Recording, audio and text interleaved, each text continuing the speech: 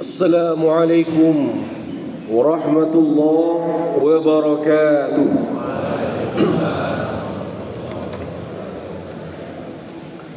Allahu akbar, Allahu akbar, Allahu akbar, Allahu akbar, Allahu akbar, Allahu akbar, Allahu akbar, Allahu akbar, Allahu akbar.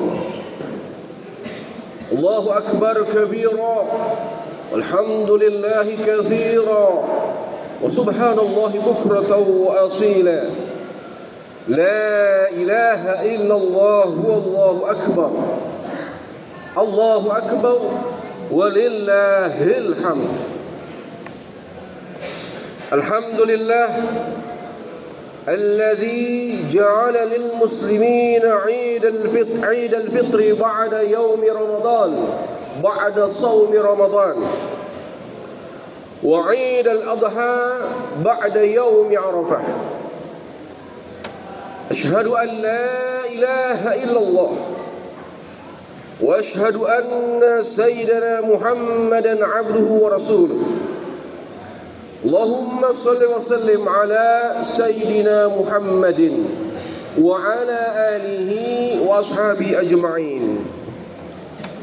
فيا أيها عباد الله إخوان المسلمين المؤمنين أعزكم الله، أوصيكم ونفسي بتقوى الله، فاتقوا الله حق تقاته ولا تموتن إلا وأنتم مسلمون. وقال الله تعالى قولا كريما: أعوذ بالله من الشيطان الرجيم، بسم الله الرحمن الرحيم. لن ينال الله لحومها ولا دماؤها ولكن يناله التقوى منكم كذلك سخرها لكم لتكبروا الله على ما هداكم وبشر المحسنين. صدق الله العظيم. أما بعد، الله أكبر، الله أكبر، الله أكبر walillahil hamd. Hadirin jamaah Idul Adha yang dimuliakan Allah, melalui mimbar ini saya menyeru kepada diri saya pribadi dan kepada seluruh hadirin, marilah senantiasa kita berusaha meningkatkan takwa dan meneguhkan iman dengan cara saat ini sejenak menundukkan kepala dan jiwa kita penuh penyesalan atas segala khilaf dan dosa di masa lalu yang telah menodai diri kita di hadapan Allah Azza wa Jalla. Dan di pagi hari yang penuh limpahan kebaikan dan keberkahan ini, kita telah berkumpul dan telah melaksanakan salat Idul Adha. Sesaat tadi kita telah rukuk dan telah sujud kepada Allah sebagai simbol pernyataan dan bahwa kita patuh dan pasrah secara total kepada Allah, Zat Sang Maha Tinggi, penguasa semesta jagat raya. Kita agungkan namanya, kita gemakan takbir, tasbih, tahlil dan tahmid. Yang itu semua bukanlah sekedar gerak bibir, getar lidah, indahnya suara tanpa makna, tetapi itu semua bertujuan agar vibrasi-vibrasi yang terpancar darinya mampu menggetarkan jiwa kita yang sering kosong akan kehadirannya.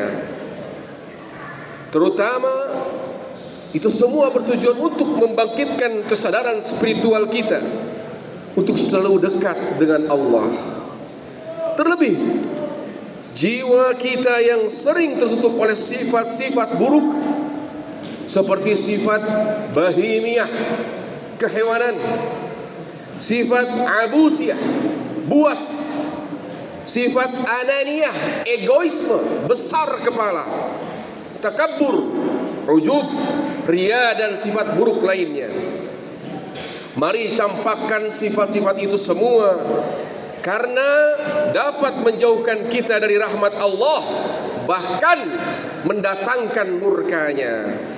Ingat, seberapapun besarnya simbol materialisme, kebanggaan semu yang kita sandang saat ini, hakikatnya kita amatlah kecil di hadapan Sang Maha Besar, lagi Maha Agung.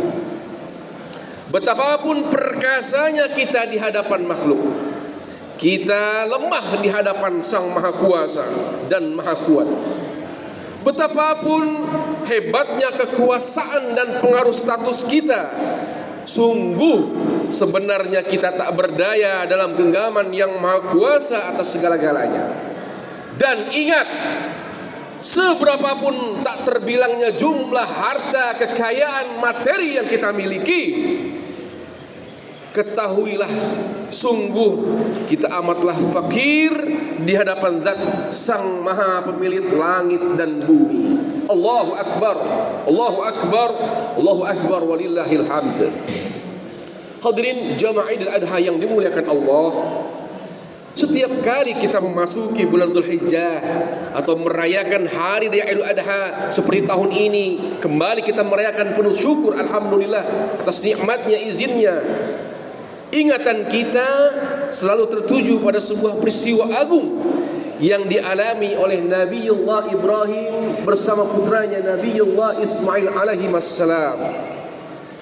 Sebuah potret realita akan proses luhur tentang upaya pendekatan sejati antara manusia dengan Tuhannya. Tentunya ada kisah teladan berupa hakikat ketaatan tanpa batas, keikhlasan yang paripurna, dan cinta yang mutlak hanya kepada Allah Sang Maha Menjadikan. Namun di balik penyembelihan hewan kurban yang kita saksikan dan laksanakan setiap tahunnya, jangan sampai terhenti hanya pada batasan ritualitas paganisme seperti yang dilakukan kaum jahiliyah dulu. Karena di dalam semesta Idul Adha terdapat dimensi spiritual yang sangat dalam. Kata kurban secara etimologi atau bahasa memiliki arti, memiliki dasar asal kata qurba yaqrubu kurbanan, yang artinya dekat atau mendekatkan diri.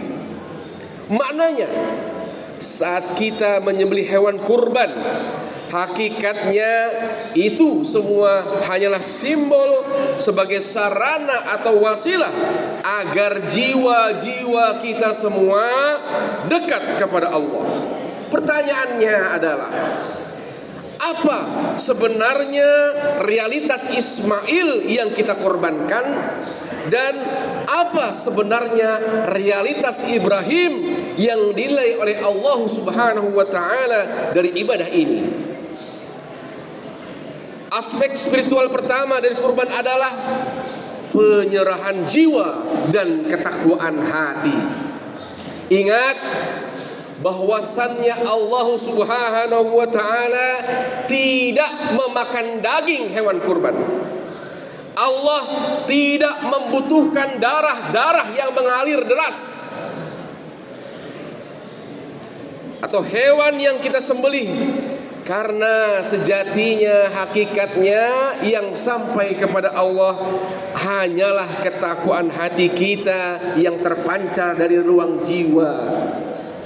Allah telah tegaskan dalam surat Al-Hajj 37, Bismillahirrahmanirrahim, la yanalallahu luhumha wala dima'uha walakin yanaluhu taqwa minkum kadzalika sakhkharaha lakum litukabbirullaha ala ma hadakum wa basyiril muhsinin.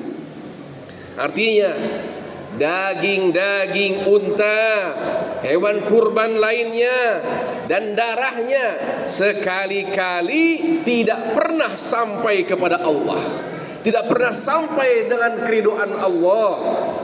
melainkan hanya takwa dari kamulah yang dapat mencapainya.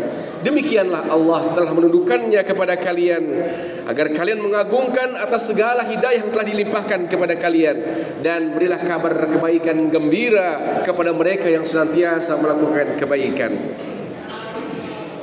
Jika kita menyelami lebih dalam akan makna yang terkandung di dalam ayat ini, terdapat tamparan spiritual bagi kita semua. Jangan sampai rutinitas Idul Adha hanya dijadikan ajang penyembelihan unta, sapi, kerbau, atau bahkan kambing yang tinggi lagi mahal.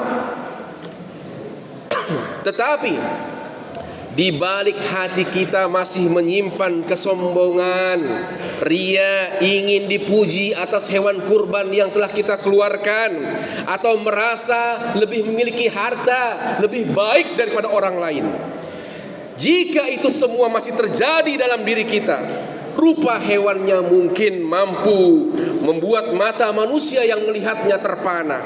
Daging yang dibagikannya bisa mengenyangkan siapapun perut yang memakannya. Tetapi nilai ibadahnya tidak akan pernah menembus semesta langit untuk meraih keridhaan Allah Subhanahu wa taala. Allahu akbar, Allahu akbar, Allahu akbar, walillahil hamd. Hadirin jemaah Idul Adha yang dimuliakan oleh Allah. Aspek spiritual yang kedua adalah bahwa dengan menyembelih hewan kurban, kita sedang menyembelih sifat kehewanan dan memotong kecintaan duniawi kita.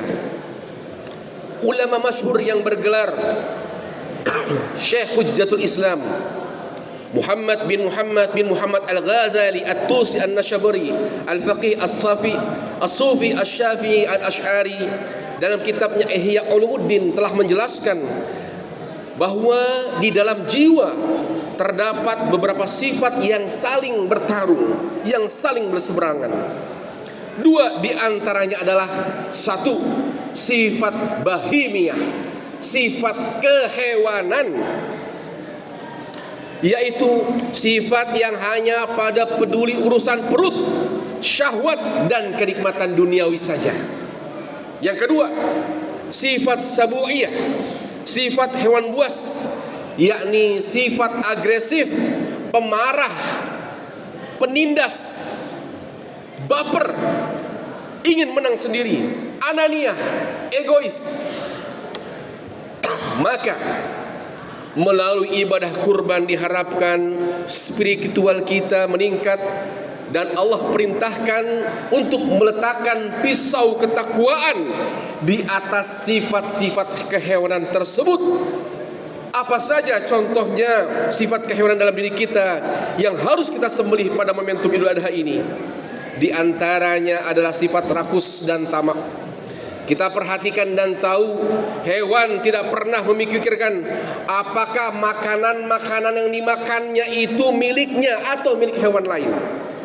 Manusia yang dikuasai sifat hewan ini akan memakan harta siapa saja yang bukan haknya, melakukan korupsi, menipu, menzalimi orang lain, tujuannya memperkaya diri, keluarga, bahkan kerabat dekatnya.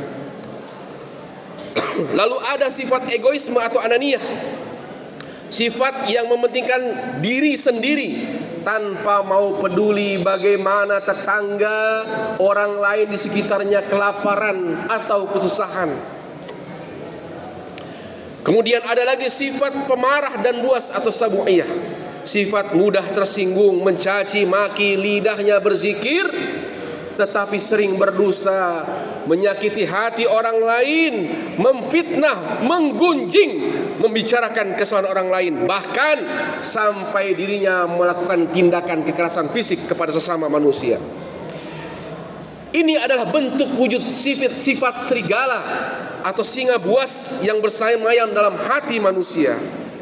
Dan yang terakhir adalah sifat diperbudak syahwat, selalu menghalalkan segala cara demi memuaskan hawa nafsu, tanpa memperhatikan, mengindahkan aturan-aturan, perintah atau larangan yang telah ditentukan oleh Allah bersama Rasulnya.